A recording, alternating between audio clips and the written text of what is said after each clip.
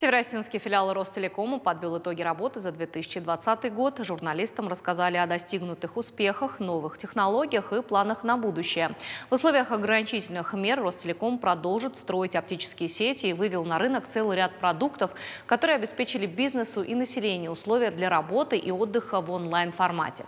В качестве поддержки предпринимательства компания объявила акции, многие из которых дали возможность бесплатно пользоваться сервисами. В рамках федеральной программы устранения цифрового неравенства бесплатный Wi-Fi стал доступен жителям 11 сел Северной Осетии с населением от 250 до 500 человек.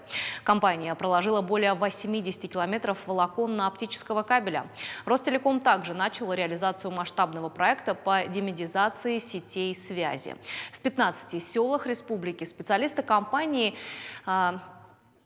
перевели 3000 абонентов на оптические сети. Переход с меди на оптику позволит клиентам не только получить весь комплекс современных телеком-услуг, но и улучшить внешний облик сел.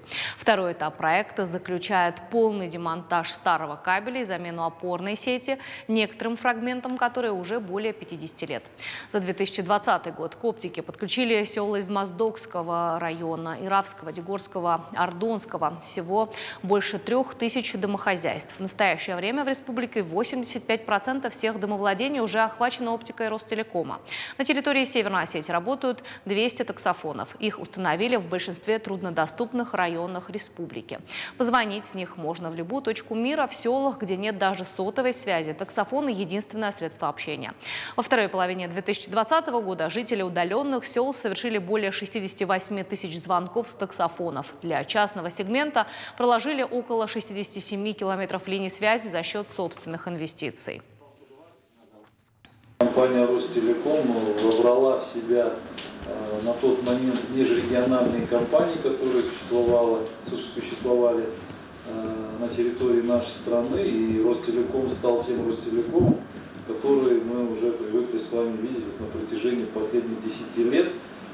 Компания, которая предлагает много-много-много услуг в различных сферах, и компания, она позиционирует себя как компанию, которая призвана решать любые проблемы любых клиентов в различных сегментах, на которых она работает.